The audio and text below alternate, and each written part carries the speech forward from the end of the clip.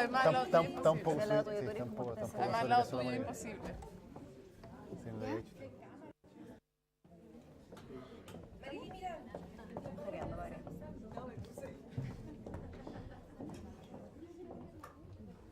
Ahora sí, ahora sí. Ahora sí que sí, ahora lo voy a pensar. ¿Estamos? ¿Partimos? Partimos, entonces. Bueno, buenos días a todos. Queremos contarles que hoy día partimos la segunda parte de nuestro 5º año de especialización y además tenemos unos invitados especiales que decidieron venir desde Viña, el curso de taller de televisión. Estamos muy contentos de que hayan podido venir a estar con nosotros aquí.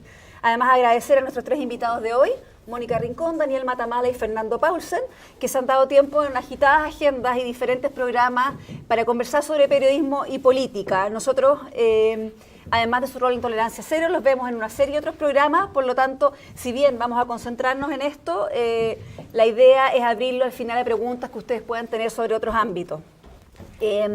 Hoy día, en un año electoral, creemos que periodismo y política es un tema que no podemos evitar. Ustedes han estado este año en el ciclo de presidenciables que hicimos a principio, luego han estado invitados a programas de televisión y ahora queremos conversar con las figuras que están marcando la agenda en periodismo y político.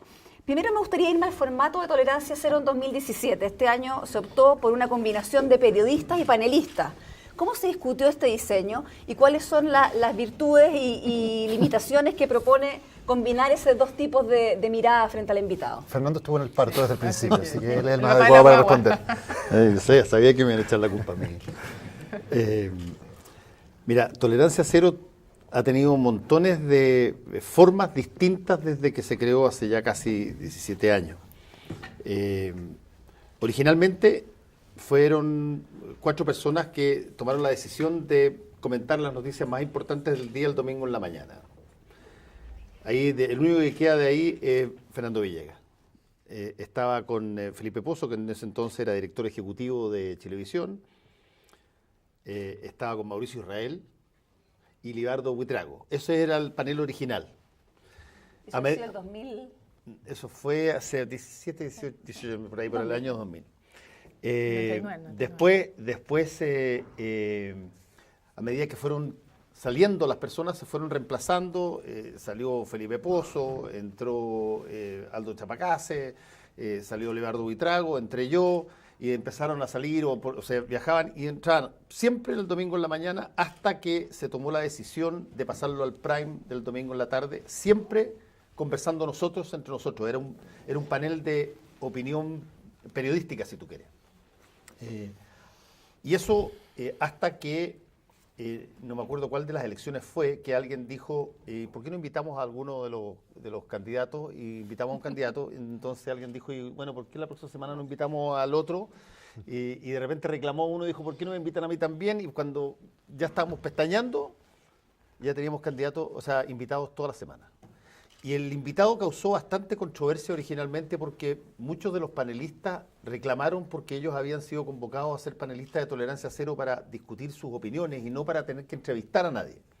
Entonces tomamos una decisión que fue, creo yo, malamente comunicada, que fue el que incorporáramos al invitado como un 5º panelista. Ahora también dividían, ¿no? Al principio tenía una primera sección que eran solamente los panelistas y después llegaba el invitado, ¿no? No, eso era total y absolutamente medular, era absolutamente modular, absolutamente al arbitrio nuestro, que tiene que ver con cosas que no les explican a ustedes en las columnas de crítica televisiva, porque los críticos televisivos en general se sientan igual que cualquiera a ver tele y escriben en las columnas, no funcionan dentro de los canales de televisión. Normalmente la razón de por qué entra un invitado más tarde o entra desde el principio, incluso ahora, por qué hacemos 2 cortes o un corte, tiene que ver más bien por cómo tú estás viendo la relación de tu programa con la competencia a la misma hora, cuánto se van unos a comerciales y tú capturas a la gente que eventualmente puede traspasarse para acá. Es una lógica de competencia de rating, no es una lógica estricta. Ya, pero volviendo al tema, ¿cómo pueden convivir ahora personas que hacen preguntas periodísticas a este candidato y personas que tienen una postura y una opinión? ¿Cómo manejan ustedes ese...? Igual que como los puercoespines hacen el amor, con mucho cuidado.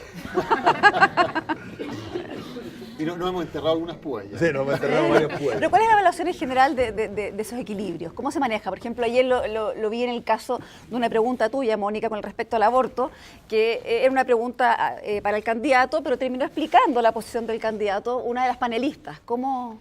Bien, yo creo que, a ver, la mejor evaluación es la que haga el público, la que hagan finalmente todos ustedes en sus casas. Yo creo que esa es la mejor evaluación, si es una buena o una mala idea. Y yo creo que lo más importante es la premisa. Y la premisa es que cuando nos sentamos ahí, cada uno de nosotros nos representamos a nosotros mismos y a nadie más. Ese es el espíritu. Y Fernando no representa a Chilevisión, nosotros no representamos a CNN, trabajamos en esos canales.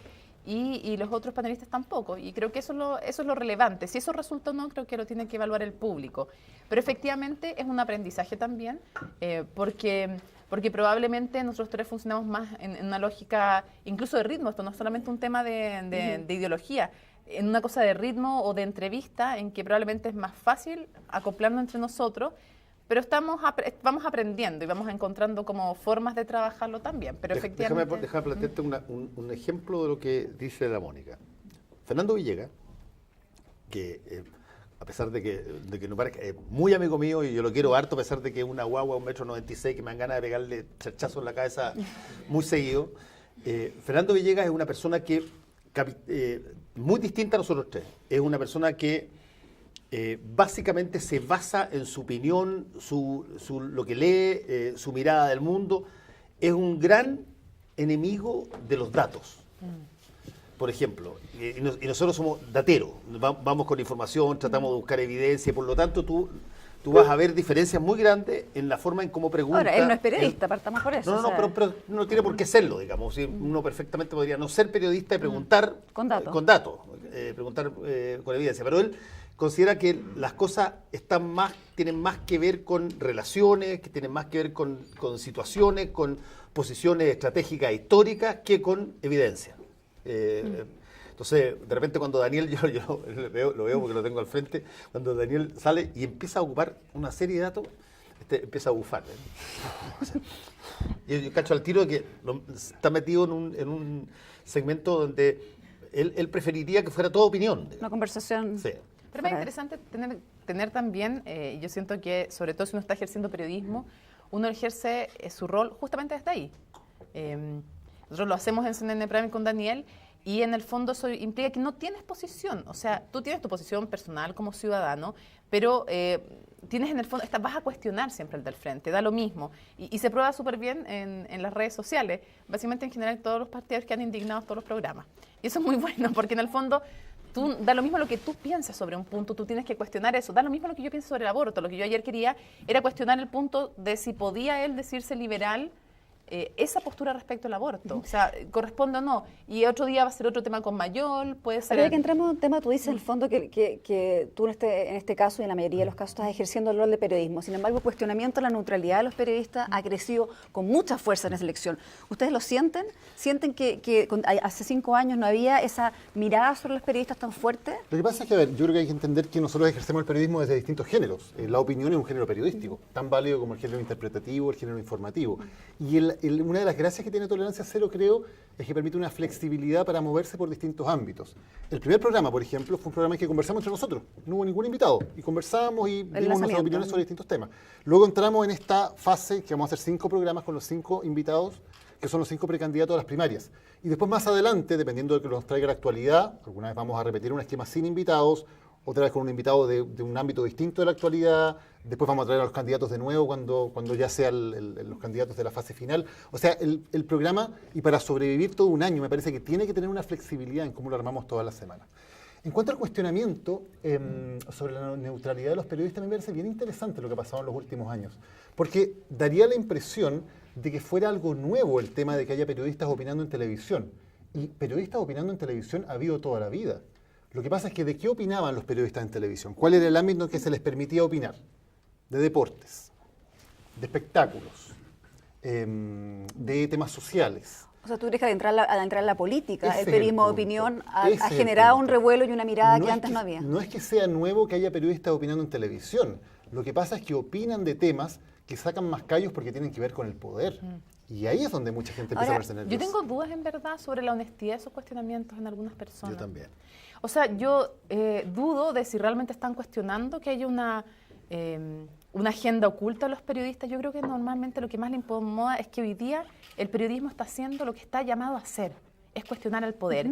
El poder sea donde sea político, económico y gremial, y esto no es menor, porque normalmente si tú cuestionas a un empresario, se entiende como algo normal, pero si cuestionas a un líder gremial, puede provocar más incomodidad entre otros sectores que antes te aplaudían por lo anterior. Entonces a mí me parece que hay un periodismo cuando retorna a la democracia, que era un periodismo muy preocupado de cuidar al país, de estas cosas como dicen que hay que cuidar las instituciones, cuando yo creo que las instituciones se cuidan con mayor transparencia. Y ahora creo que en este momento hay un quiebre, porque después de ese periodismo empezó, que lo dejo aparte el periodismo que se ejerció en dictadura, que me parece que tuvo un rol súper valiente, después vino ese periodismo de transición, y luego vino mucho más cuidadoso, malamente cuidadoso, entendiendo mal lo que es cuidar al país, creo yo, desde mi perspectiva, no todos.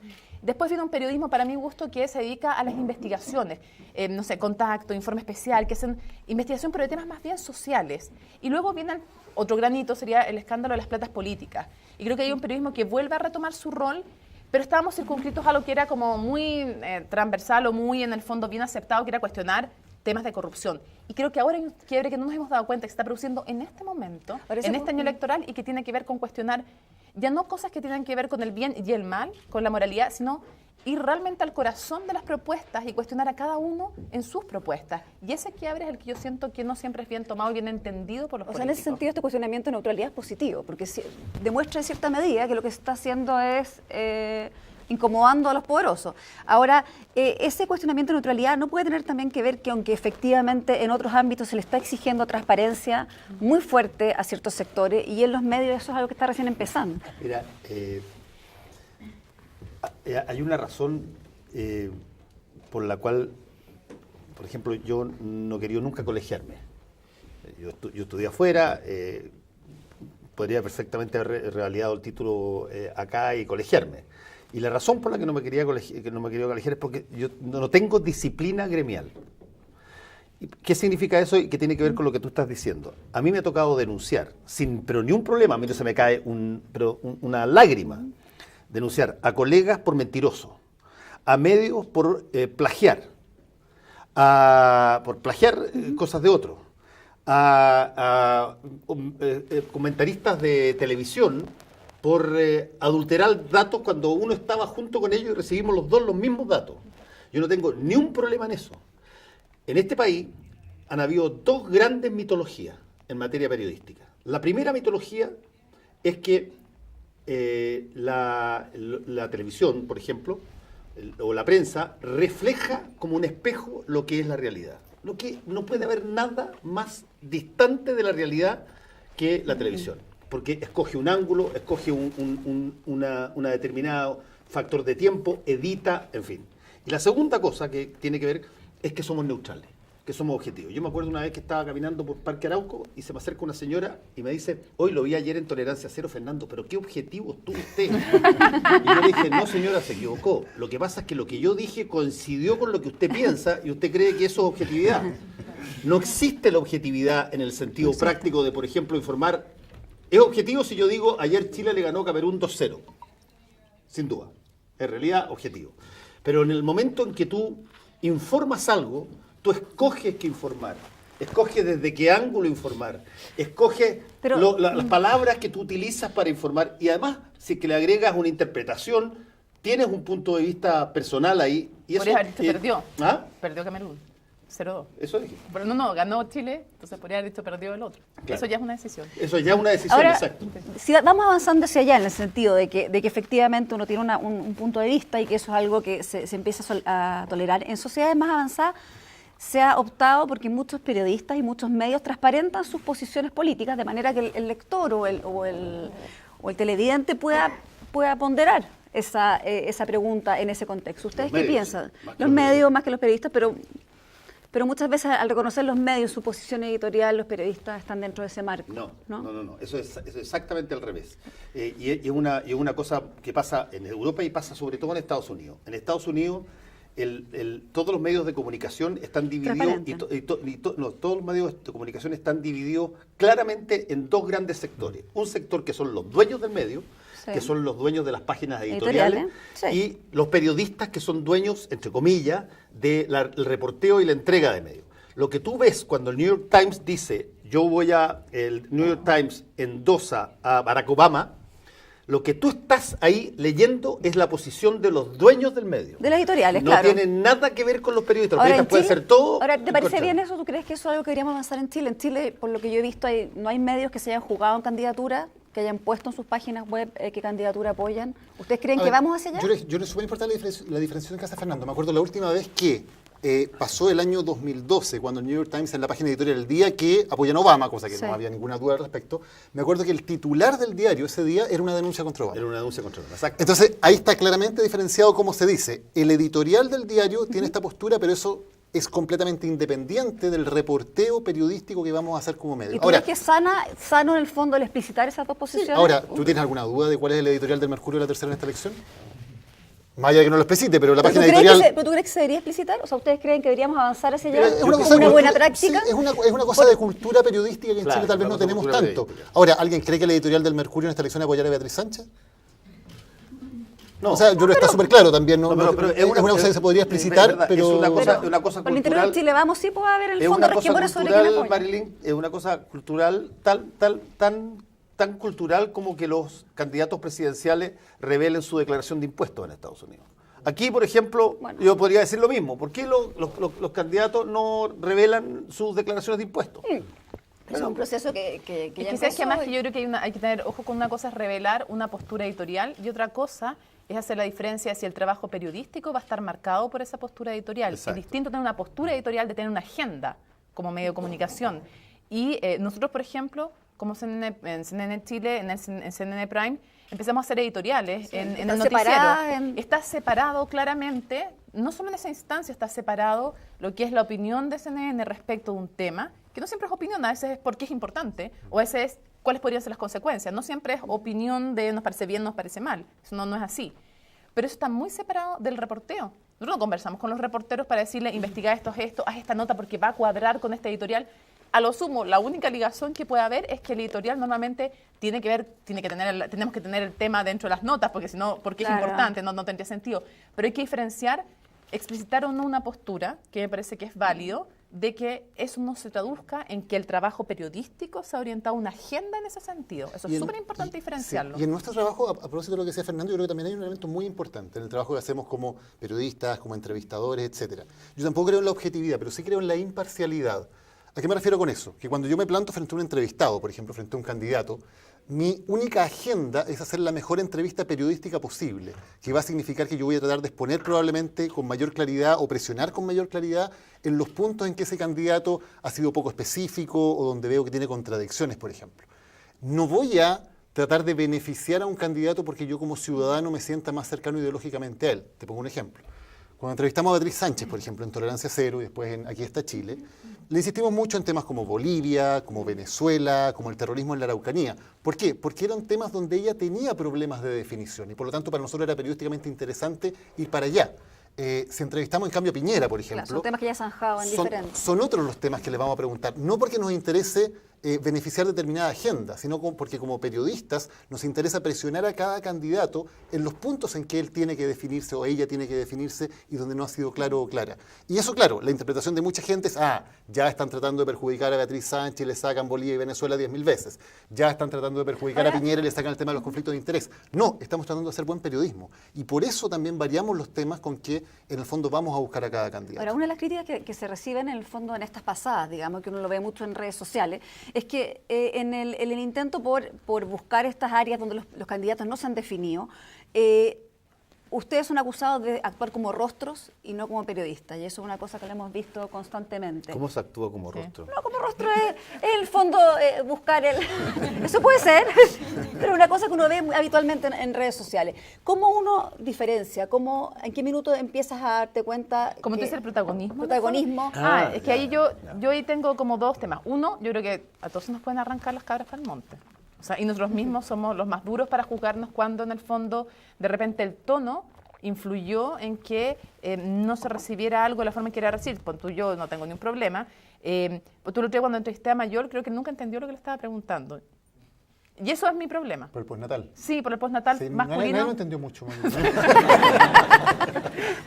No importa, Eso me gracias. pasa Que Mayol menos. dice. Gracias, amigo. Pero es que hay un Usted tema no ahí en el entiende fondo. nada. Pero hay un tema porque en el fondo yo lo pregunté como se preguntaría probablemente en Estados Unidos. Un amigo me dijo, tú preguntaste como en Dinamarca y está en Chile. Entonces tengo que hacerme cargo también del sesgo machista, lo siento muchachos, que hay en mucha de nuestra audiencia. Entonces para explicarlo no puedo exponer esa pregunta como lo haría efectivamente en Estados Unidos o como lo haría probablemente Claro. en Suecia. Tengo que explicar, decir contexto. que los hombres no se toman el postnatal cuando es voluntario, que hay una diferencia en la contratación entre hombres y mujeres que Hacer nos un poco encarece a antes. nosotras. Entonces, claro, ahí no por ser protagonista, sino porque me apasioné demasiado con el tema. Claro, creo que no expliqué bien, pero lo que yo quiero decir también es que junto con esa crítica, esa autocrítica que todos tenemos que hacer, ¿no? Y que yo siento que las mujeres a veces nos hacemos más fácil que los hombres. Yo le están tirando el guante aquí. Sí, pero estamos esperando que... pero más allá de eso, es que uno es súper flagilante. Pero más allá de eso, también creo que hay otra contracara a esa crítica, y es de nuevo, y puedo poner, por ejemplo, los fiscales en esto. En los fiscales se los ha acusado de ser superhéroes de cartón, figuritas, polillas, y creo que muchas veces hay autocríticas que uno tiene que hacerse, efectivamente, cuando a veces ni siquiera por protagonismo, sino porque te apasiona el tema, te sobrerevoluciona. Pero junto con eso, también creo que hay críticas destinadas a minar al que está incomodando. Y eso también está presente y no está explicitado y no Y eso está está hecho de mucho, manera las honesta. redes sociales han jugado un rol fuerte en eso. ¿Cuánto las miran ustedes? ¿Cuánto marcan pauta? ¿Cuánto les influyen finalmente? Es que- Yo veo que ustedes dos contestan, incluso a críticos de las redes sociales. Encontré varias respuestas directamente a comentarios que les han hecho. Sí, yo trato de contestar en la medida en que haya comentarios que efectivamente son respetuosos, son críticas, digamos, críticas pero respetuosas, constructivas, hechas con buen tono. Los insultos yo los bloqueo, o las críticas que son completamente destempladas o completamente hechas desde una trinchera. Uno a veces contesta algo, pero tampoco me parecen muy válidas, que es lo que suele ocurrir, ¿no? Que a veces hay una crítica que sencillamente es, al final, no me gustó cómo trataste a mi candidato. Ya. Y si esa es la crítica, creo que no hay mucho más que conversar ni que decir. Muchas veces, por ejemplo, nos dicen, ¿por qué se insiste tanto con un tema? Bueno, muchas veces se insiste tanto con un tema porque no hay respuesta. Y cuando te dicen, ¿por qué estuviste 5 minutos preguntándole lo mismo al candidato? Bueno, porque estuve 5 minutos y nunca me respondió No la me contestó. pregunta. Si hubiera respondido en la primera, son 20 segundos y se acaba, y vamos a otra cosa. Entonces también, ojo, muchas veces nos dicen, es que ustedes van siempre a los mismos temas. Sí, porque son los temas sobre los cuales no hay respuesta. Son los temas que siguen pendientes y por lo tanto la responsabilidad de uno es decir, no me ha contestado todavía, su respuesta no es satisfactoria. No es porque uno quiera que le respondan A o B. Ya. Uno quiere saber qué es lo que piensa el candidato al respecto. Por ejemplo, el otro día con Sebastián Piñera en Aquí está Chile, yo le insistí mucho con el tema de cuál era su evaluación política, su estándar político sobre lo que había hecho Pablo Longueira como ministro. ¿Por qué? Porque me parece súper importante que alguien que es muy posible que vuelva a ser presidente de la República, sepamos los ciudadanos cuál es el estándar político que le va a exigir a sus colaboradores. Si él me hubiera contestado en la primera, mira, el estándar es tal, me parece que lo que Longueira hizo estuvo impecable, fantástico, no tengo ningún problema, o me parece pésimo y nunca más lo llamaría a mi gobierno por eso, perfecto, vamos a otra cosa. Pero cuando la respuesta no es clara sobre un tema que me parece importante, creo que también nuestra responsabilidad con los ciudadanos es insistir. Sí. Ujú. Ahora, lo de la pauta de redes sociales, me gustaría saber en el fondo si ustedes al minuto de hacer sus evaluaciones semanales, al minuto de ver los temas, ¿cuánto escuchan y ven las redes sociales? Yo, por ejemplo, harto, el bloqueo, no hay nada más delicioso que el bloqueo. Sobre todo cuando tú tienes una cantidad muy grande de gente, y yo bloqueo solamente por 3 razones. Porque el insulto es la base, porque se meten con mi familia, que es una cosa que no tiene nada que ver. Ay, estoy frita si es por eso. No, y la tercera cosa es porque los tipos te imputan para tu actuación, te juzgan a priori de que las motivaciones por las cuales tú hiciste Eso están determinadas fuera. cosas. Y de Ya. los que son razonables. Y de los que son razonables, yo le contesto mucho y tengo buen intercambio.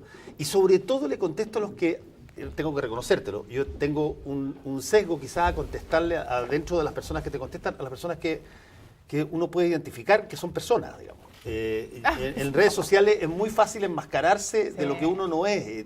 No hay ninguna exigencia de poner nombre y apellido. Claro, no. Y Con por lo un tanto, de repente aparece una persona con un nombre no sé cuantito que pregunta una cosa media curiosa y tú veis que, sé yo, tiene 2 seguidores y tú no dudas sobre si esa persona efectivamente Ya. existe o es alguien que en realidad Cuenta está robot, funcionando. Pero ustedes lo están Ay, mirando mucho y es algo...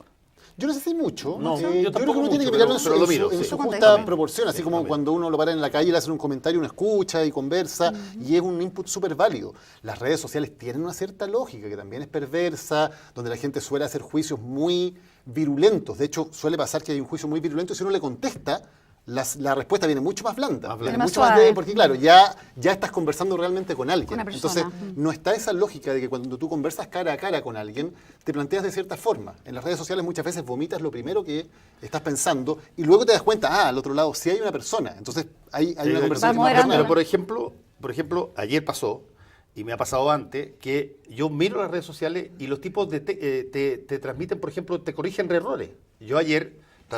porque me faltaba el tiempo, yo dije, no voy a poder alcanzar a hacerle la pregunta a Felipe Cast, hablé del traspaso de 100 millones de hectáreas a... Sí, y te corriges, Claro, y no dije Patricio cuántos Navia te kilómetros corrigió. cuadrados eran. Sí, ¿no? Pato Navia, en Pato el Navia estilo los tan 2 amoroso- minutos. en el estilo tan amoroso que tiene Pato Navia de corregir. Pero no ellos, hubo montones de otros que me dijeron, Fernando, se te olvidó hacer el traspaso de las hectáreas a los kilómetros cuadrados. Y es verdad, no lo hice porque quería terminar rápido la pregunta.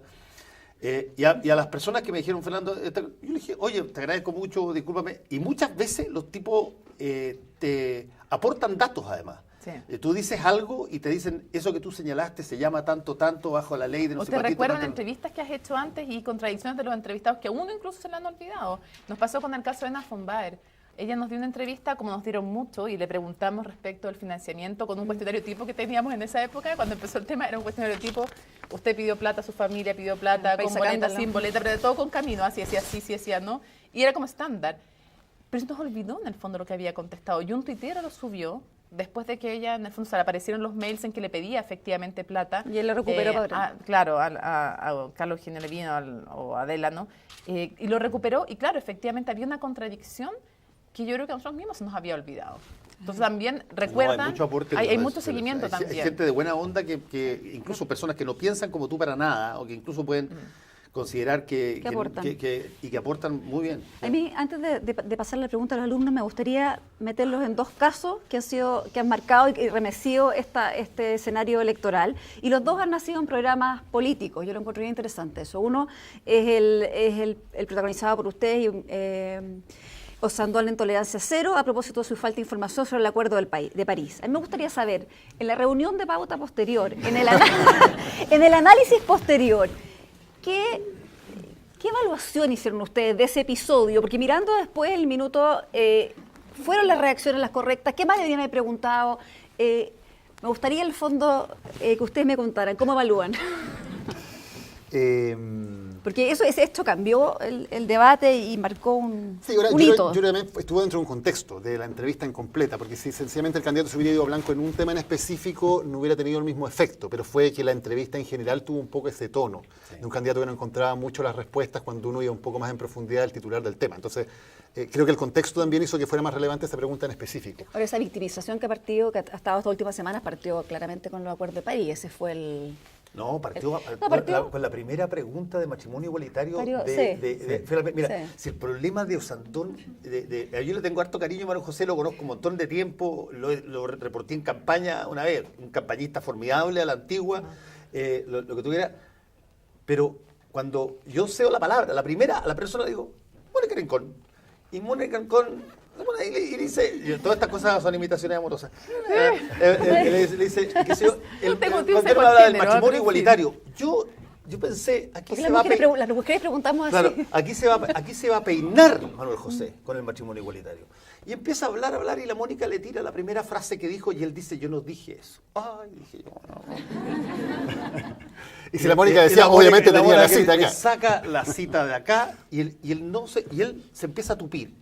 Y yo lo tenía al lado, así, tal como tú, y empieza a mover la pata y le pegaba. O sea, fue un bloqueo, básicamente. Se bloqueó y le pegaba a la pata de la mesa, así, la golpeaba. Entonces yo le dije, cálmate. Y después dije, espero que no se haya visto, no se vio afortunadamente en televisión. No sé. Pero fue la primera pregunta. Y después viene el Acuerdo París y... Pero ustedes, ¿cómo evaluaron ese ¿Cuál fue la evaluación? ¿Qué habrían hecho diferente? ¿Fue un acierto? ¿Cuál es la No, yo evaluación? creo que nosotros teníamos que hacer las preguntas, evidentemente, como te decía, uno busca, digamos, o se imagina la entrevista en términos de qué es importante sacar de cada entrevistado. Y en el caso de Osandón, era un tema que estaba ahí de qué tan profundo era, porque él daba ciertos titulares sobre los temas, pero estaba la duda de si uno le pedía un poco más de detalle, le pedía un poco más de profundidad, este es un programa largo que lo permite, qué iba a hacer al respecto. Y nosotros nos planteamos desde esa curiosidad un poco de ver, bueno, busquemos un poco ir más en profundidad en los temas, que además la lógica del programa, y veamos qué pasa.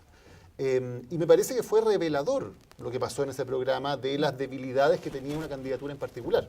Y me parece que en ese sentido lo que nosotros hicimos, que fue sencillamente ir más allá de la primera pregunta, digamos, la segunda, tercera y cuarta sobre los detalles de una propuesta, que es algo mínimo para cualquier candidato a presidente de la República, fue lo correcto. Me parece que el enfoque de la entrevista fue el adecuado. Y además ahora, fue sorpresivo también. Yo creo que ninguno de nosotros esperábamos que llegara a ese nivel como de tupimiento, como se diga. Pero además no fue con mala intención. A eso voy yo con que es algo que pasa, pero no hay una agenda de los periodistas detrás. No es, vamos a destruir hoy día usando misión, comando, vamos a sentarnos. No, eso no era. Pero sí hay una intención de develar quién es y para eso uno sí efectivamente ocupa alguna estrategia. O sea, por ejemplo, en el tema del matrimonio igualitario, casi siempre en general él quedaba un poco en los titulares. Le preguntaban, ¿qué piensas tú del matrimonio igualitario? Estoy a favor, por esto, ¿no? Punto. Y para lo otro estoy en contra y para eso está la PB. Pero venía la segunda derivada. Si tú te quedas ahí, claro, él repite el discurso siempre. Pero la segunda derivada es, perdón, usted estuvo en contra de esto. Primero dijo que estaba a favor en campaña, después dijo que estaba en contra en la votación, después 4 meses después se arrepintió. Entonces, tiene más. Entonces, después cuando tú le preguntas el Acuerdo de París, no le preguntas solamente qué piensa el Acuerdo en París, sino que cuando no tiene tanta opinión, saben qué consiste. Y después, cuando, por ejemplo, le pregunté yo sobre la Haya, yo no es que dije, al contrario, yo dije, este tema es interesante que diga que piensa de temas internacionales para que la gente lo conozca. Dije, la Haya, obvio que va a saber, porque tiene además un tema nacionalista, todo el mundo sabe que estamos en la Haya, o sea, de este tema es evidente que va a saber. Yo también es una sorpresa que me dijera que no sabía o no había pensado qué pasaba si se retiraban del pacto. Pero déjame agregarte un dato que de repente mucha gente dijo, incluso el Clinic puso una frase, Pablo, como se cagó a Osandón. ¿Y tú fuiste que dijiste? No, votaste, lo que pasa es que yo le hago la pregunta, le dije, ¿cómo votaste? Y me dijo, no, eso no se votó y yo no voté, y eso no se votó. O no sé, o sí. Y yo no podía creerlo, yo le podría haber dicho ahí le podría haber dicho, oye, tú votaste, qué sé yo, esta fue tu votación. Pero fíjate que le di la oportunidad de que rectificara, porque tú después saltaste al tiro con otra pregunta sobre exactamente lo mismo. Y yo dije, se va a dar cuenta y va a decir, no, si me acuerdo. Pasaron, qué sé yo, 5 o 6 minutos y ya, pues, hay que decirle. Le dije, y ahí queda un poco la crema, porque yo le digo, te quiero informar que tú votaste ratificando el Acuerdo de París. Y sale, y llega desde allá y dice, ay, pero qué buena noticia. Pero es que al contrario, yo reivindico que ese programa es bueno, pero ese programa que fue bueno también por otra cosa, porque supimos trabajar los 5 en equipo. Hubo un buen trabajo en el fondo de cómo abordar los temas y de ir llevando en el fondo, siento que no hubo ningún protagonismo excesivo, no hubo una insistencia un ataque justa, de uno contra uno. y además fue como tomando los temas cada uno en los tiempos correctos y cada uno poniendo lo mejor. Esa ironía de Fernando Villegas, el malo, que quede para el recuerdo que más encima le hizo un punto a favor. Esa ironía sirvió porque marca justo el momento dramático perfecto que solo lo puede hacer él, porque si lo hacemos cualquiera de nosotros no tiene gracia, no tiene la misma gracia. Entonces es que cada uno también ejerce un rol y lo pone al servicio de una entrevista en común. Él le contesta, le dice, después Arreglón Seguido dice, ¿por qué no nos dice mejor de lo que sabe? Para poder preguntarlo.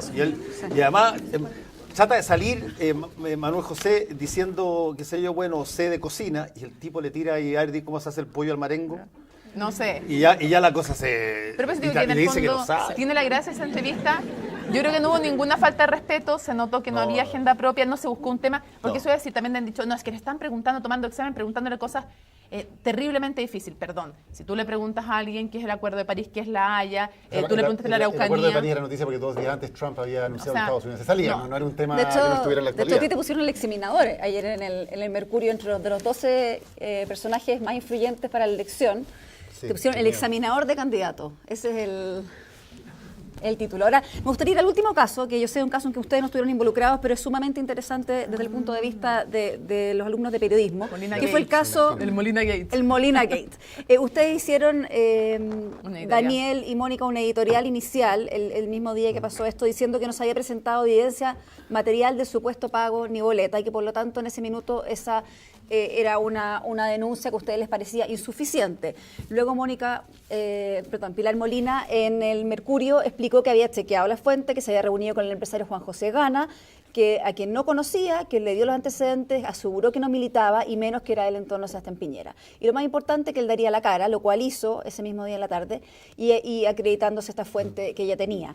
¿Ustedes han cambiado y su Peña visión? lo escribió hoy día, Peña también, Sí. hoy día la apoyó. Sí. Ahora, mi pregunta es, ¿ustedes han cambiado su opinión con respecto a ese mismo día o siguen pensando que esa fue una denuncia hecha de la manera inadecuada inicialmente? Yo sigo pensando que fue inadecuada por varias razones. Primero, la forma en que se plantea en el debate. En el momento ella se niega a entregarle ni siquiera la identidad a la persona que había hecho la acusación. Se plantea en el debate donde evidentemente... Ahora, ¿no hay una protección de la fuente que podría... No, porque luego la revela 15 minutos después. No, en este caso sí, pero ¿podría haber sido una fuente No, no? es que tenemos que hablar de cosas distintas. Si ella efectivamente hubiera tenido una información de una fuente no, que No aparentemente podría no era el ser caso, esto. No, porque no. luego la revela después de haber logrado el momento dramático de dejar descolocado a Sandón, sin darle la información correcta para responder, luego la revela. Entonces no está protegiendo la fuente. O si se había comprometido a protegerla, luego violó ese compromiso, no lo sé. Si efectivamente hubiera un caso de protección de la fuente, eso no evita que el periodista tenga la responsabilidad de chequear qué tan veraz es la información que le da la fuente.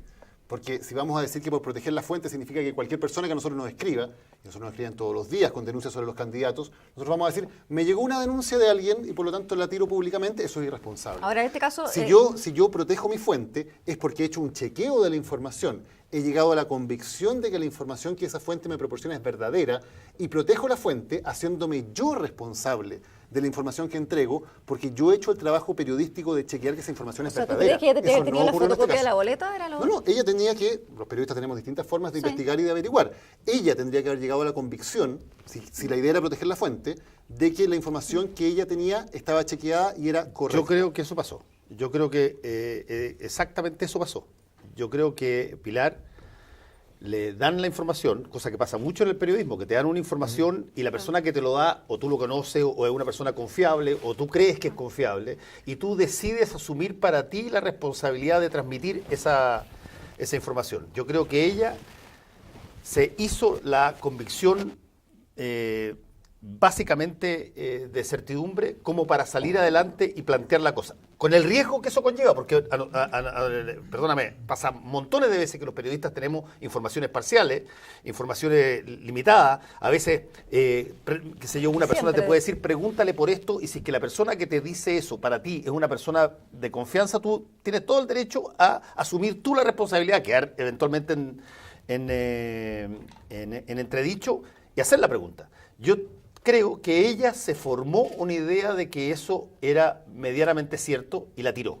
El problema es que ahora viene, como decía Daniel, ella asumió para sí la responsabilidad de hacer la pregunta y por lo tanto ella es la que va a tener que verificar ello. Mira, ¿me puedes repetir de nuevo el párrafo de lo que puso Pilar Molina, el que tú tenías destacado? Sí. A los críticos que cuestionen que no chequeé las fuentes, sí lo hice. Me reuní con el empresario Juan José Gana Fernández, a quien no conocía. Me dio los antecedentes, me aseguró que no militaba y menos que era del entorno de Sebastián Piñera. Y lo más importante, que él daría la cara, como lo hizo, con lo cual se acreditó que la fuente existe y la acusación es verosímil. Yo no estoy obligada a investigar nada más. El señor Gana es real, tiene un prestigio y una carrera y mucho que perder. Sí, yo quería precisar un poco, mucho que perder es relativo porque los hechos están prescritos. Así que penalmente tiene poco que perder. Respecto a prestigio Gana. puede ser, sí, gana, Sí. están prescritos. O sea, lo dice ahora cuando están Pero prescritos. es Y meterse en un en un- contexto... Son 20, creo que de 20 años atrás. Sí, Pero y en un exponerse sí, en no, un- pero quiero hacer el punto que en términos, por si acaso alguien piensa que puede haber alguna consecuencia penal para él, no la hay, no hay ninguna. Respecto al tema tributario, me refiero, respecto a injuria, bueno, podría ser, Eso sí, efectivamente, eso eso sí, podría ser. pero quería hacer el punto respecto a lo tributario. Y lo otro que me pasa a mí es que mi principal cuestionamiento tiene que ver con el momento en que se plantea la denuncia. Creo que eso es lo más grave de todo. A los 4 ¿Por qué? minutos. Porque en el fondo cuando tú haces una acusación así en un debate y la otra persona te pide la fuente y tú sabes que la vas a revelar después porque había una entrevista en Radio Agricultura más tarde. creo que lo mínimo que merece esa persona que está recibiendo... O sea, lo que tú esperas es que le dijera con nombre y lo apellido. dijera Sí, el que lo dijera empresario. en el momento. Más aún si te lo está pidiendo el gallo. Exactamente, porque le pidió. No es que no le pidió, sino que le pidió el nombre. Y porque en el fondo hay temas que tienen que ver con la pertinencia en el momento.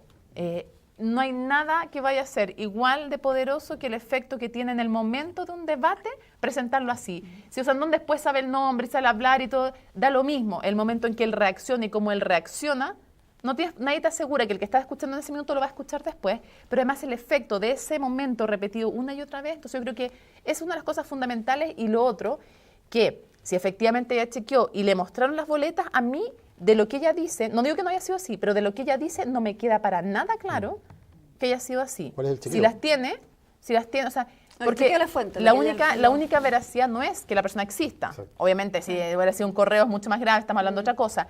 Pero lo que a mí también me parece que es injusto es cuando al día siguiente, nosotros o el mismo día, tenemos a Codina y empieza a elucubrar tesis conspirativas respecto a Pilar Molina.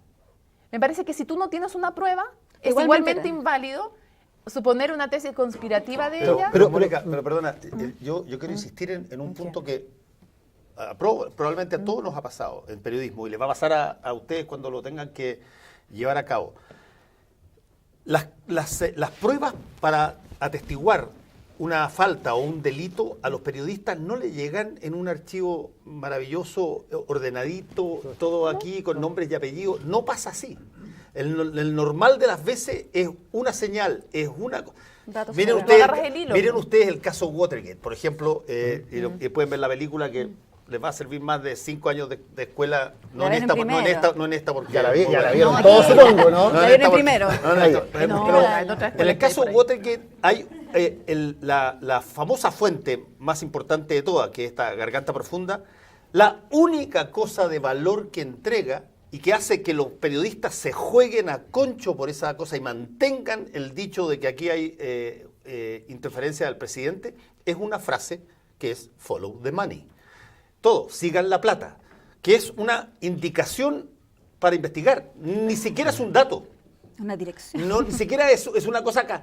Y con solamente follow the money, estos tipos van a donde la directora del medio y dicen, esto hay que seguirlo acá. Esto hay que seguirlo, pero publicarlo, tú lo publicas después. No, pero ya habían publicado. Pero el trabajo que deben hacer es el opuesto, precisamente. Debe hacer un trabajo de investigación que les permite irse formando convicciones y van publicando las convicciones que ellos se forman. Es que eso es lo que yo digo, que viendo lo que hizo la Pilar Molina, yo lo único que creo, porque conozco a la Pilar, y lo único que creo es que ella tiene que haberse convencido, eso es lo que digo, tiene que haberse convencido de lo que decía el señor era real y por lo tanto traspasa para sí la responsabilidad de comunicar eso. O sea, no es una cosa donde ella... No es un dato al voleo. No es un dato que dice, mira, te voy a contar algo que alguien me dijo. No, ella se convenció de eso. Ya, pero nosotros no sabemos porque no tenemos esa información. O sea, ni siquiera se entregó información específica sobre la fecha en que ocurrió esto, sobre el tipo de trabajos que supuestamente se hicieron, sobre las boletas. ¿Quién le boleteó a quién? ¿En qué monto? Jimeno Sandón dice que ya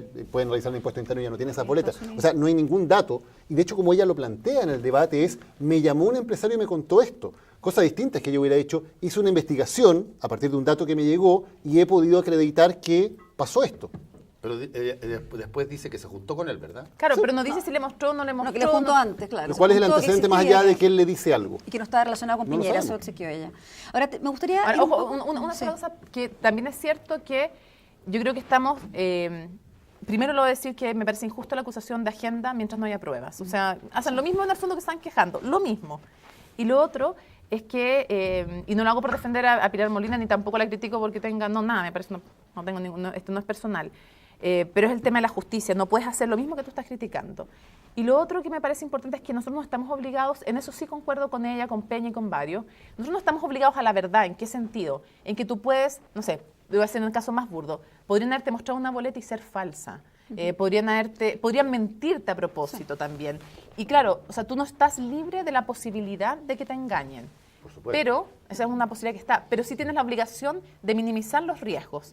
Y tampoco es muy importante, otro tema, la intención de la fuente. La intención de la fuente es importante para que uno se ponga alerta respecto a un posible engaño.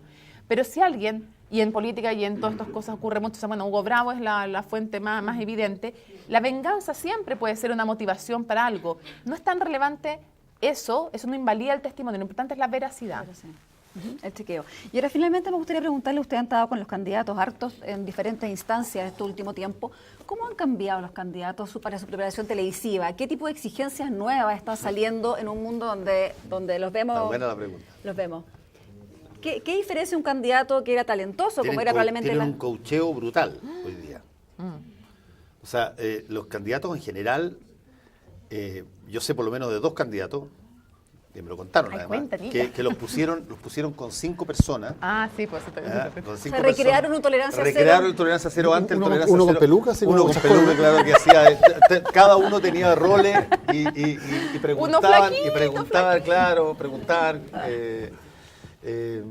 cuestiones específicas y te colocan a ti hoy día mucho más que antes. Antes el líder político en general era talentoso. y tenía mucho más confianza en sí mismo para salir de estos atolladeros. Hoy día no, hoy día los tipos se preparan cualquier cantidad y se ponen en situaciones determinadas. Y con respecto a las exigencias, porque ese es un tema interesante, lo hemos visto los mismos candidatos quejándose de que no hay, igualdad de condiciones para hacer debates, para ir a programas. ¿Ustedes sienten que las exigencias están cambiando? O sea, a ver, yo creo que en general ha habido más que nunca igualdad de condiciones, más que nunca en campañas anteriores. En los años 90, las campañas, los debates, la presencia televisiva era duopólica, digamos, había 2 candidatos y fin de la historia, y los demás que agarran la franja televisiva y agradezcan. Hoy no, hoy día todos los canales hacen un punto en invitar a todos, en darles igualdad de condiciones, etcétera. De modo que en ese aspecto me parece que se ha avanzado bastante. Ahora, lo que pasa es que las exigencias que le hace la ciudadanía a los candidatos son muchísimo mayores y de alguna manera el periodismo es un reflejo y una reacción a eso también. Hoy día, tal vez hace 15 o 20 años bastaba con que un candidato pudiera hacer un buen discurso o dar una buena cuña para la tele. Yo la primera campaña que reporté cuando estaba haciendo la práctica, año 99, Lagos y Lavín eran los que se cubrían, había bastantes candidatos más. Recuerdo haber ido a cubrir una actividad de Ricardo Lagos. Estudiante en práctica, estaba feliz, iba a cubrir una actividad de campaña presidencial, armo mi nota, encontré que me había quedado súper bonita. Y me dicen, ya, muy linda tu nota, pero tenemos que esperar que llegue la nota de Lavín para que tus cuñas de Lagos duren exactamente la misma cantidad de segundos que las cuñas de Lavín y luego poder Da lo mismo, daba lo mismo el contenido, daba lo mismo la información que entregaba a los ciudadanos. Lo importante era que estuviera cronometrado para que no te reclamaran del comando de Lagos ni de Lavín. Ese tipo de periodismo, afortunadamente, yo siento que lo estamos dejando atrás y hoy se pide mucho más que una cuña, se pide mucho más que un discurso, se pide que efectivamente los candidatos sean capaces de ir a sentarse a estos programas y ser capaces de responder. Y de hecho me parece muy demostrativo que sabiendo que eran programas difíciles, que eran programas exigentes, todos los candidatos fueron. Incluso Sebastián Piñera, que era el que va liderando y que uno dice tiene menos incentivos para ir. Y él fue, hay que reconocerlo, él fue y se expuso sin tener ninguna pauta de preguntas, sin tener idea de lo que le íbamos a preguntar, sin tener idea de dónde se iba a parar alguien a decirle un caso que fuera comprometedor para él. Estuvo ahí, contestó las preguntas e hizo la pega. Y eso, sin duda, hay un estándar. Y además, no solamente en tolerancia cero, sino que además después aquí está Chile. Claro. Está Chile que tiene un formato que es súper desafiante para ellos. Y todos fueron. Ahora yo creo que yo no tengo idea qué exigencias le están haciendo o están haciendo ellos en otros medios. Yo lo que sí puedo decir es que a nosotros no nos han hecho ninguna exigencia, o si la han hecho, no sé quién se la han hecho, porque en concreto no hay nada, no hay ni pauta, ni se graba, ni se quitan preguntas, ni se ponen preguntas tampoco, ni los testimonios en Aquí está Chile. De hecho, nuestros jefes, por ejemplo, ni siquiera sabían cuáles eran los testimonios, solo sabíamos los 6 periodistas que estábamos involucrados y la editora. Y no lo sabía nadie más, y no se filtró. Entonces, eso por un lado. Yo aspiraría, sí, a que siempre hay, obviamente que siempre tiene que haber una aspiración, ojalá que no sea muy duro, que no sé qué, siempre está esa broma. Pero yo aspiraría de verdad y me gustaría que, y siento que no está tan presente, yo aspiraría a que los políticos, pero en general los poderosos, entendieran de veras el rol del periodismo y yo creo que no lo tienen claro. Y a mí me desilusiona profundamente eso, sí. ¿En qué lo ves, por ejemplo, eso? Lo veo en no entender que el rol es cuestionar, que el rol, no somos un pedestal, no estamos para que presenten todas sus propuestas programáticas, o sea, no estamos para hacer la tribuna en que ellos expresen, no, estamos en el fondo para cuestionar al poder. Y yo creo que el periodismo que no cuestiona al poder es relaciones públicas, y yo entiendo que los incomode. No es el objetivo incomodar, pero no te puede inhibir el incomodar, y siento que muchas veces las quejas y las críticas, me gustaría que realmente se hicieran, así como cada uno se hace un examen de cómo trabaja, también se hicieran de si realmente están valorando o no el rol que puede ser incómodo, pero que es un rol que es súper importante para la democracia. Yo, por ejemplo, dudo mucho que las investigaciones de los temas de platas políticas hubieran avanzado si no hubiera existido una opinión pública vigilante y una prensa siguiendo día a día, no semana a semana, sin soltar estos casos. Y el caso de los correos de Longueira, para mi gusto, es un ejemplo perfecto de cómo se avanzó en un tema después de que se conocieron los correos en el cual no se habían avanzado. Déjame decir una cosa que puede tener un sesgo académico, porque de hecho... Fernando era profesor aquí. 10 años estuve profesor acá. Tiene un sesgo académico. Vean ustedes, que son alumnos, el concepto en inglés, porque es mejor en inglés, de group thinking. Group thinking es un tipo de falacia del pensamiento que básicamente consiste en que uno cede ante la presión de un grupo, uno se integra a pensar más o menos como un grupo. Es casi la lógica de una burbuja. Todos los candidatos tienen burbuja, todos, de cualquier sesgo y de cualquier lugar. Y tienen un grupo muy en su entorno cercano e incluso en un entorno más largo que les basta lo que el candidato diga para sentirse satisfecho. Si es que el expresidente Piñera saca un nuevo fideicomiso, les basta para decir, mira, no hay ninguna interpelación, ningún cuestionamiento más que el que todos nosotros que estamos en el mismo grupo y en la misma lógica, encontramos que hay una suerte de ilusión de unanimidad. Con todos los que nos topamos y con todos los que nos conversamos, decimos, oye, se solucionó un problema fantástico el después. Entonces, cuando tú preguntas de eso, la gente lo toma como un ataque. Lo mismo pasa con la Beatriz Sánchez. Cuando la Beatriz Sánchez saca la hoja de ruta, todo el grupo alrededor dice, oye, ya no le pueden cuestionar más sobre la profundidad de los casos, sobre la sustancia de cada caso, porque ya tiene hoja de ruta, aunque la hoja de ruta no te diga mucha cosa respecto en profundidad de cada una de las materias. Y la forma en que se relacionan ellos es, miran entre sí y dicen, ¿no te parece a ti que ya el presidente dio respuesta a eso? Sí, sí me parece. Y a ti, así, estamos todos de acuerdo. Entonces, ¿por qué siguen preguntando? Y aquí les voy a contar, para periodistas, la historia de mi tía Ketty. Esta es la parte que Kramer me imita con las preguntas largas y todo. La historia de mi tía Ketty, que no voy a decir el apellido porque hay tele. Mi tía Ketty, amorosa, encantadora, fantástica, íntima amiga de mi mamá, iba con mi mamá todos los días domingos a la iglesia de Nuestra Señora de los Ángeles, ahí en el Golf. Y yo llegaba los domingos a almorzar con mi mamá, entonces nos juntamos ahí, empanadas los domingos, y de repente en la elección de Eduardo Frei Ruiz Tagle, que competía contra Arturo Alessandri, Besa, el 2004. El 93, ok. Llego a almorzar y veo a mi tía Kitty muy así saltona y dice, ya pues, Carmencita, mi mamá, ya, cuéntale lo que vimos, Entonces, ya, mi tía Kitty, yo lo voy a contar, mire. Estábamos con tu mamá en la iglesia Nuestra Señora de los Ángeles, como vamos nosotros siempre a misa, y llegamos un poquito tarde y nos quedamos atrás, nosotros hacia atrás. Bueno, y termina la misa, todo muy bonito, muy lindo, y nadie salía de la misa, Fernandito, nadie salía. Y nosotros pensamos con la Carmen, ¿qué está pasando aquí? Y de repente como que se abre en el medio el pasillo, y desde adelante, la primera fila para atrás, sale el candidato y su señora Arturo Alessandri. Y Fernandito, no lo he visto nunca antes, nunca. La misa entera se pone a aplaudir. Entonces me dice, ¿cómo no va a ganar el candidato si todo el mundo está con él? Esa historia que es divertida, pero para muchas personas todo el mundo cabe en aquel sector y en aquel contexto con las personas que te relacionan. Y pasa mucho con los candidatos. Como conversan entre sí, como están en la campaña, todo el mundo está con ellos y por lo tanto cada vez que le preguntas una cosa que no corresponde a lo que ellos ya tenían dilucidado, es una mala intención del periodista. Ahora, ¿cómo es entrevistar a candidatos periodistas? Que esa es una novedad en esta elección. Es diferente, son personas que están preparadas, por último, ya se adelantan lo que les vas a preguntar. Hay una diferencia entre hacer debatir un periodista. Compañeros tuyos en programa, imagínate. Sí, bueno, yo no puedo hablar en plural porque Guillermo nos ha dado una entrevista todavía. Nos faltaba él. Sí.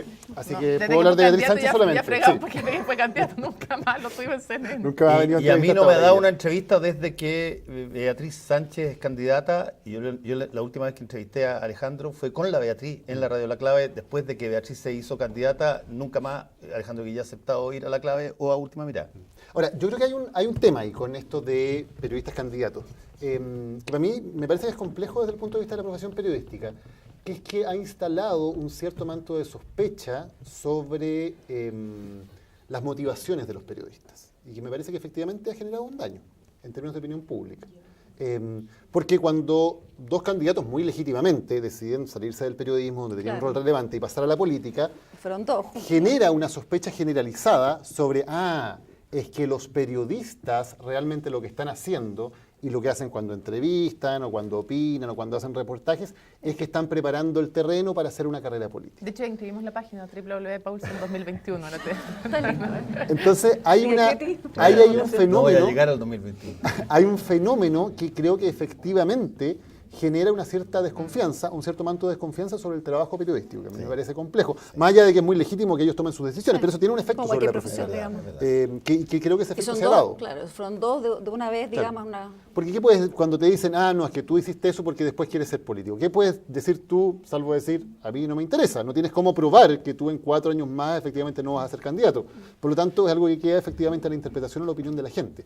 Eso a mí me parece un fenómeno que ha sido complejo y que creo que ha tendido a afectar cierta confianza las sobre las motivaciones. motivaciones que tienen Pero los qué periodistas raro, hacia su en trabajo. todo caso, pero qué raro el que de pronto se cuestione de que hay ciertas profesiones para ser candidatos y ciertas profesiones que están vedadas, que tienen que dar una Antes eran los explicación de doctores, su... ¿te acuerdas? Los abogados, los doctores. No, ¿te acuerdas? tú Dices, si eres ahora ingeniero... ya habrá la cambiado. capacidad de las No, intenciones. pero a ti te dicen, pero ¿cómo un periodista va a saltar a ser político? Respecto a la capacidad, dices tú. ¿Y, por qué? ¿Y un ingeniero comercial? Nadie duda. Claro, pero hay Un ingeniero conflicto de comercial interés. puede ser candidato a Sí, presidente. porque tú ejerces tu rol, a diferencia de un médico, un arquitecto, cuando tú estás ejerciendo el rol de tu profesión, puedes estar construyendo agenda porque tú estás cuestionando a los Sí, no, con los lo que- cuales lo que vas a tú quieras, competir. pero no estás invalidado por el hecho de ser No, periodista. ni en tus No. capacidades no, pero es No cierto está que hay un claro. sospecha Hay un respecto a si conflicto hiciste, potencial. hay un conflicto potencial hay si un hiciste conflicto, tu sin duda, trabajo claro. realmente haciéndolo bien o porque tú querías ganar puntos a futuro o Bueno, en ese intentaste sentido, perjudicar la opción de a alguien Guillermo que iba a ser es tu diferente. competidor. Claro, Y lo que Guillermo tuvo un hizo salto un trabajo más largo. Un trabajo Sí, largo, en el claro. fondo fue Fue menos senador abrupto. un tiempo. Ahora vamos a dejar preguntas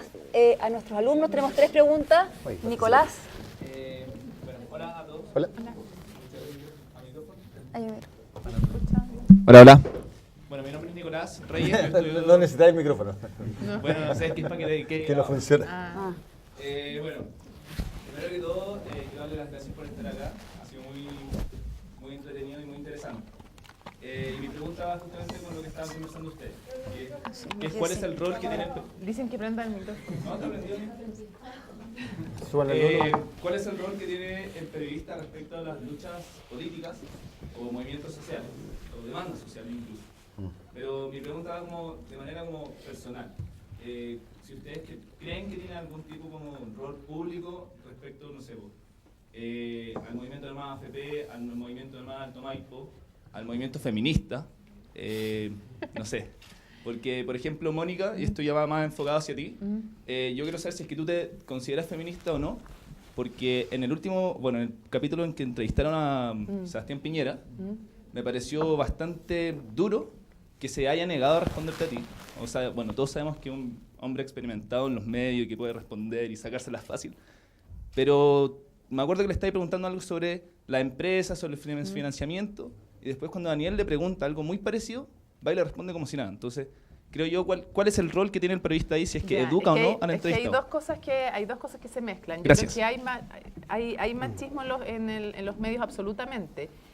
Hay machismo de repente que uno plantea una idea y después el entrevistado o a veces incluso compañeros hacen referencia a tu idea pero se la atribuyen a otro. En la calificación respecto a cuando una mujer es firme, muchas veces se puede decir que es histérica, en cambio un hombre es audaz, es fuerte, es decidido, es valiente. Hay algo de eso. Y también hay incluso cosas más burdas, como que en una entrevista feliciten a tu compañero por su trabajo y a ti por tu facha. Y yo siento que como mujeres tenemos un rol importante.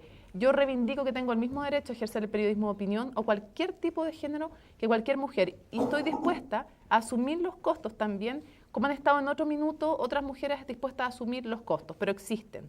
y hay machismo. Y yo creo que lo importante, es algo que yo también estoy aprendiendo, es persistir en eso, no perder la calma, que no siempre me funciona, y entender que a veces la ironía es más importante y marcar ciertos puntos. A mí, en una entrevista, cuando una persona que yo sé que valora mucho mi trabajo, me felicitó por mi aspecto físico y a Daniel por su trabajo, yo sé que no hubo una mala intención de esa persona en particular, pero me pareció importante hacérselo ver y le dije que era muy machista su comentario y que prefería que no me felicitara por nada si es que la felicitación iba a ser por mi aspecto.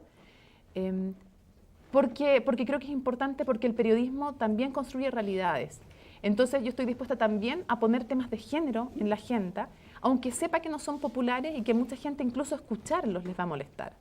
Porque no es solo que no entiendan a veces el punto, es que mucha gente les molesta que se pongan. Y en 10 años más no va a molestar, y también molesta, por ejemplo, en su momento, que yo ponga el tema de los inmigrantes. Y me parece que uno de los... El periodismo tiene que cuestionar al poder, pero también tiene que darle voz a los que no tienen voz. Las mujeres tenemos mucho menos voz en los medios de comunicación, los temas de género, los temas de inmigrantes y también los temas de discapacidad. Hoy día hablar de discapacidad, por ejemplo, es bastante fácil y amable. Cuando comenzamos el programa que yo hago, que es Conciencia Inclusiva, junto a un tremendo equipo, había mucha gente que le molestaban incluso ciertas cosas. Y hasta el día de hoy, por ejemplo, ya lo conversábamos contigo, Daniel, por ejemplo, hasta el día de hoy, cuando hablamos de los derechos reproductivos o del derecho al goce, al sexo, al placer de las personas con discapacidad, hay gente que se queja. No me importa. Encuentro que es un privilegio poder estar en los medios de comunicación, darle voz a esas personas. Y creo que con firmeza y tratando de no perder la calma, funciona, pero además funciona porque tengo un compañero muy generoso y tengo compañeros muy generosos, en que yo siento que, salvo las bromas pesadas que me hacen, que ahí revelan su sesgo de género, tienen la generosidad de tratarte como un igual y tú tomarte el espacio como un igual. Pero que es jodido, es jodido. Es jodido. Karen.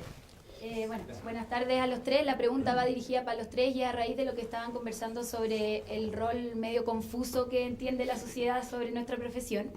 Y quisiera hablar a raíz de lo de Pilar Molina, pero sobre lo que escribió Carlos Peña. Para eso lo cito, para que todos en el fondo conversemos de lo mismo. Ella hizo lo que su oficio le demandaba, confrontar a quien aspira a la presidencia de la República. No era un deber de la periodista verificar la información que recibió. ¿Cómo le responden ustedes desde el profesionalismo? Yo por ejemplo, estoy totalmente en desacuerdo con esa parte de Carlos Peña. Yo creo que habría que haber agregado ahí lo mismo que tú estás diciendo y poner una coma después, diciendo lo que ella tiene que haberse creado es ella se debe haber convencido lo suficiente de que era cierto como para hacerle la pregunta. No es que no tenga que verificar, lo que ella tiene que hacer es darse a sí misma un mínimo de certeza de que lo que él está diciendo no es, por ejemplo, el intentar manipularla para a través de ella meter una noticia falsa. Si es que ella se convence a sí misma de que lo que está diciendo este señor es suficientemente cierto, tiene todo el derecho a preguntarle mismo a él. Pero no, como dice el rector Peña, en el sentido que no tiene ninguna obligación de corregir la veracidad. Ella tiene que generarse a sí misma un mínimo de veracidad para hacer la pregunta, si no seríamos todos, qué sé yo, buzones. Sí, yo sé lo que va Carlos Peña porque él ha escrito columnas anteriores sobre este tema, en que en el fondo hace la distinción, que a mí, con la que yo sí estoy de acuerdo, en la diferencia entre una verdad judicial y lo que se puede conversar en términos periodísticos. O sea, no es necesario, evidentemente, que algo esté fallado por la justicia para que uno pueda evaluarlo y para que pueda ser parte de la conversación periodística. Pero extremo distinto, y con el que yo no estoy de acuerdo, es decir que el periodista no tiene un rol de verificación. Sobre todo en la época de hoy de redes sociales, de posverdad, en que, de hecho, creo que la función más importante que tiene el periodismo hoy día precisamente es ser capaz de filtrar lo que tiene veracidad, lo que tiene sustento de lo que no lo tiene. Si los periodistas renunciamos a cumplir esa labor de filtro, entonces que se acabe la profesión, digamos, y creamos todo lo que sale en WhatsApp, lo que sale en redes sociales y que todo se difunda.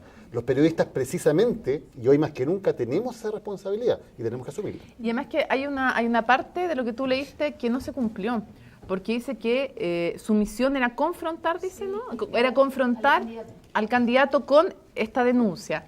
Para que tú puedas confrontar una denuncia, necesitas saber primero quién te denuncia y de qué te denuncia de manera un poco más específica.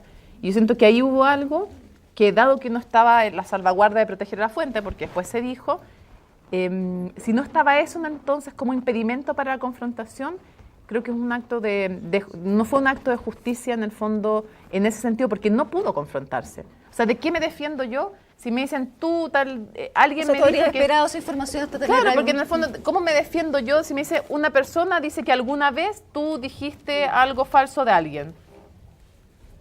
¿Ya? O sea, alguna vez yo dije algo falso de alguien, pero ¿quién lo dice? No, después se lo digo. ¿Cómo me defiendo? ¿O cómo confronto eso? Ahora tengo una última pregunta, Ignacio, pero cerramos el... Bien, agradecido también de que hayan estado acá, una muy buena conversación. Acá en la sala habemos distintas generaciones, incluyéndolos a ustedes y a nosotros. Pero yo- ¿cómo? o sea, Así perdona. no han invitado. Yo soy una generación. Todo el resto son más comunes. Somos distintas generaciones de periodistas, unos en formación, otros ya ejerciendo. Yo en parte, y esto es algo personal, en parte una de las razones, de las tantas razones por las que estudié periodismo es precisamente programas como este, como Tolerancia Cero. ¿Qué hace falta hoy, conociendo la realidad, no sé si la conocen, o la realidad de nuestra generación como periodista, qué hace falta para llegar a programas tan importantes, con tanta relevancia como Tolerancia Cero? ¿Qué se requiere para estar en una tribuna como esta? ¿Qué le hace falta a ustedes como...? Como nuestra generación. ¿Qué preparación en ¿Qué el debiésemos tener para, digámoslo así, calificar, no sé si sea la palabra más Aquí me adecuada, voy pero al chancho. calificar para estar en un programa, una plataforma como No, Tolerancia al Cero? revés.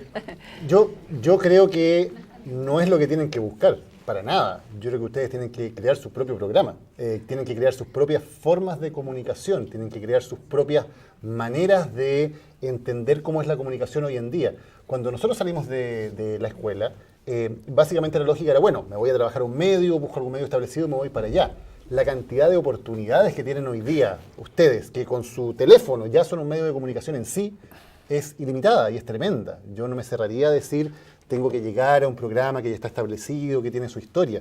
Yo creo que ustedes tienen que crear nuevas maneras de comunicación, crear nuevos medios, remecer en términos de cómo se maneja en un entorno en que el ecosistema de medios está cambiando radicalmente cada 5 años, digamos. Cuando ustedes piensan en su carrera 10 o 20 años, tienen que pensar en un ecosistema de medios que va a ser completamente distinto al que existe hoy, donde probablemente los medios de comunicación sean diferentes, las formas de comunicación sean diferentes, los programas que hoy existen ya no existan.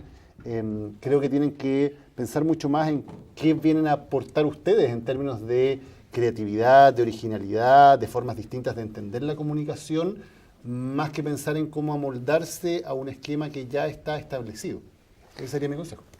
Yo no sé, tal vez me equivoco, lo que tú preguntas, más que incluso Tolerancia Cero, es como el estilo de o el camino de o algo como parecido, entendiendo lo que dice Daniel y compartiendo lo que es todo muy cambiante, y ojalá usted haga un programa que revienta Tolerancia Cero y lo supere por mucho. Pero mucho tiempo más. Pero yo creo que... Por favor, tengo como- No se apuren, no se apuren. Pero parece que nos jubilemos nosotros y Esto lo hago en ahí lo Canva. hacen. No, pero yo creo que yo en este candidato que decía trabajo, que era un poco un chiste, bueno, encuentro que hay algo del periodismo en eso. Yo encuentro que el objetivo no tiene que ser el lugar a donde llega. Yo vi a Tolerancia Cero y los admiraba mucho, pero nunca pensé que iba a estar ahí. Además porque no había mujeres. Hasta que estuvo Mónica González, que para mí es un tremendo referente. Pero yo creo que lo más importante al final es entender que esto no es una carrera de 100 metros planos, es una maratón. Y que yo creo que el periodismo, más que, como yo lo veo, más que una profesión, es un oficio. Y es un oficio artesanal en que de verdad lo vas construyendo día a día, en que tus errores te sirven, en que estás estudiando. Y estás estudiando por una cosa súper importante, que es que aunque todos tenemos ego y aunque todos nos importa nuestro desempeño y todo eso, no puedes perder de vista que tu rol son las personas. Y si no te da susto preguntarle a alguien que te va a tirar la caballería encima de vuelta, no es porque tú vayas a ser más choro, vayas a quedar como el más bacán, es porque tienes conciencia de que tu responsabilidad es trabajar para otro. Es porque tienes conciencia que si cuestionas al que se robó, porque se robó cierta plata cuando eludió impuestos, esa plata debía ir, por ejemplo, a gente que yo conozco con discapacidad, que no tiene tratamiento, que no tiene colegio, que no tiene especialista. Entonces, si te importa la gente para la que trabaja, sigue en esto y sigue entendiendo que es día a día, que es artesanal, que es una carrera, de verdad es una maratón y que no tienes derecho a no estar preparado porque es un privilegio estar ahí, escribiendo, hablando o estando en pantalla, es un privilegio y tienes una responsabilidad con esa gente y eso te ayuda a tener fuerza, a seguir adelante, a cuando hay momentos complejos, a no envanecerte mucho también cuando hay buenos momentos, porque como decía alguien, lo único importante de la victoria es que nunca es permanente. Entonces, Yo voy a decir la opinión políticamente incorrecta, entonces. Porque yo creo que también hay otra variable para lo que tú estás preguntando. Hay ciertas cosas que hay que tratar de evitar seguir haciendo y preocuparse. Por ejemplo, yo creo que el periodismo en general, el que se practica,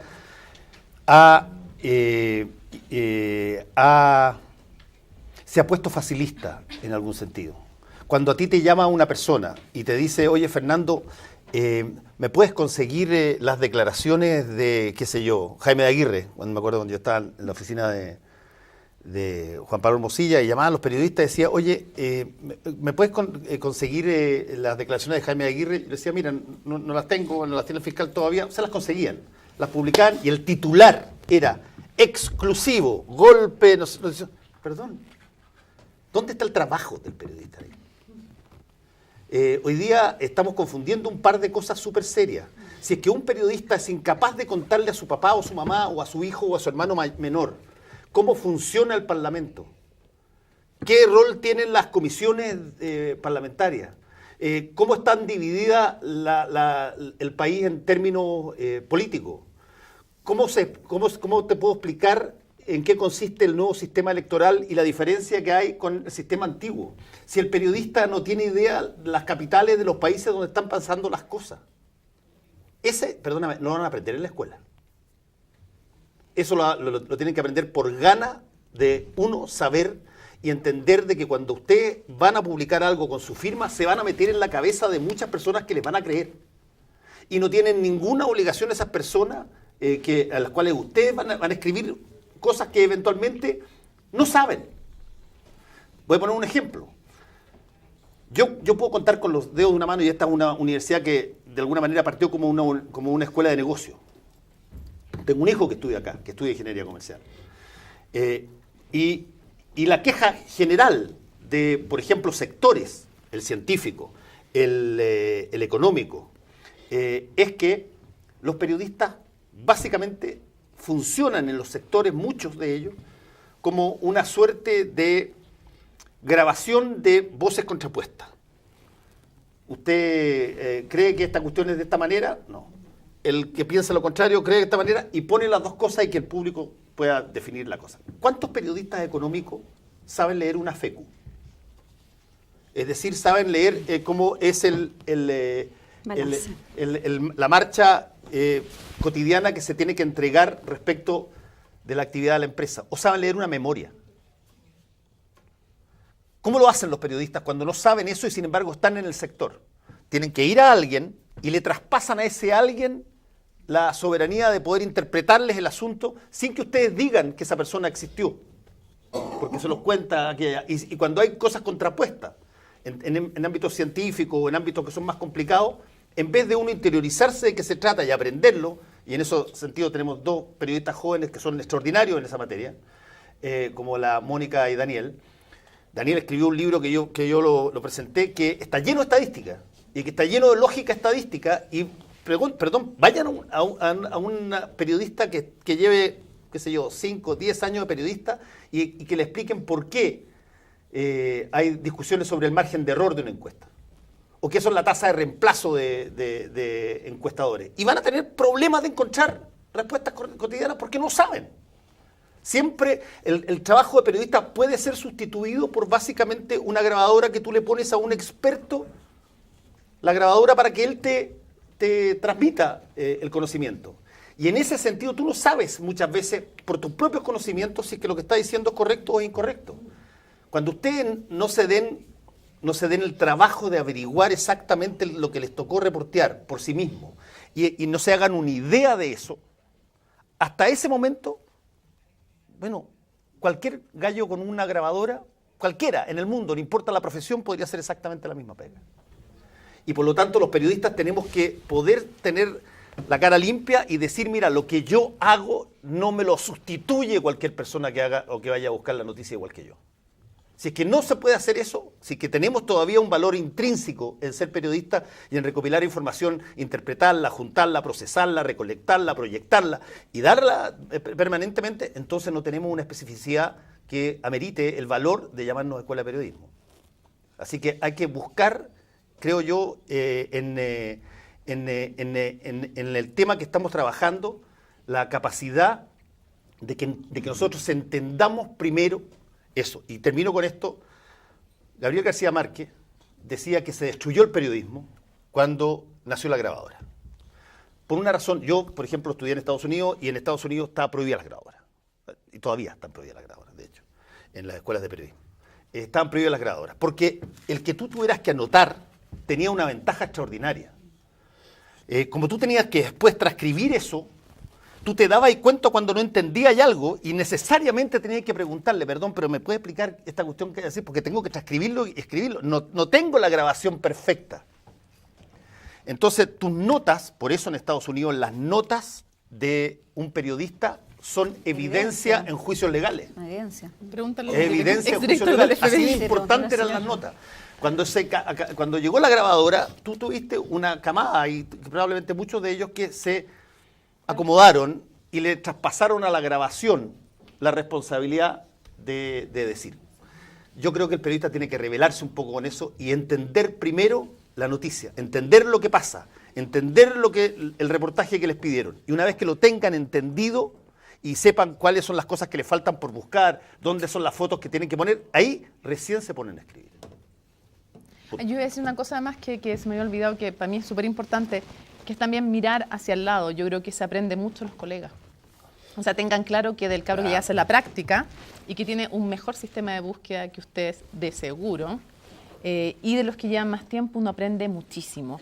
O sea, yo he aprendido, de algunos aprendió empatía, hacerlo mejor en cámara, de otros aprendió rigor, de otros aprendió lo que es que te apoyen o que te contengan cuando tú estás ahí como complicado en un momento. Entonces yo creo que también entender que uno no es la última chupa del mate y que hay mucho que aprender de los del lado, del que viene atrás, del que va adelante, el que está al lado tuyo. Yo me siento súper afortunada de los compañeros y de las compañeras que he tenido y creo que se aprende mucho también de ellos. Y creo que hay un ejercicio de humildad que es importante hacer ahí. O sea, mirar también para adelante, para atrás, para el lado, aprender de lo que hace otro. Y creo que eso es súper también relevante, de nuevo, para lo mismo que decía antes. Porque el objetivo no eres tú, es la gente para que trabaja. Entonces yo creo que eso es relevante y tratar de correr las barreras de lo posible. Yo en lo personal, de lo que me siento más orgullosa, me siento súper contenta y orgullosa y honrada de estar en Tolerancia Cero, pero fíjate que yo hacer el programa Conciencia Inclusiva de Discapacidad, para mí es mi mayor orgullo. Porque primero para nosotros era imposible realmente hacer un programa en televisión sobre mudos y sordos. Esto es tele, me decían. Cortar esas barreras y para lo cual tú ayudas a mucha gente, para mí eso me enorgullece. Entonces cuando yo veo los compañeros que tengo, veo a 2 de ellos acá que son los de ahora, pero he tenido hartos, yo aprendo de ellos y creo que eso también es importante. Y aprendo cómo hace uno el punto, cómo hace el tema, cómo Paulsen hace como un eje dramático y cómo pone el tema y cómo usa el énfasis y eso sirve para la pregunta, o cómo se documenta, o no sé qué más, o si nombra un libro y de repente me llama la atención, obvio que lo voy a agarrar y lo voy a ir a buscar. Y Daniel también, o sea, también aprendo día a día de tener a Daniel al lado mío y cómo hizo una pregunta, cómo detectó una fisura, o cómo trabajamos en equipo, cómo nos olvidamos un poquito más del ego y trabajamos juntos en hacer, no sé, yo la primera vez que nos conocimos tomándonos la foto promocional para comenzar a trabajar en CNN. Nunca habíamos trabajado juntos. Entonces, ¿cómo pones al servicio también? ¿Cómo hacer una entrevista de a 2, de a 5? ¿Cómo viste que alguien desapareció para que apareciera otro? Yo creo que también aprender del que está al lado tuyo también es súper, súper relevante. De los jefes que tienes, de los alumnos en práctica. Cómo estar atento, dejarte sorprender también por esa gente que está alrededor. Muchas gracias. Quedamos con una tarea súper desafiante por todos los últimos tips acá. Los profesores les agradecemos mucho esta última parte, así que denles un gran aplauso y agradecemos.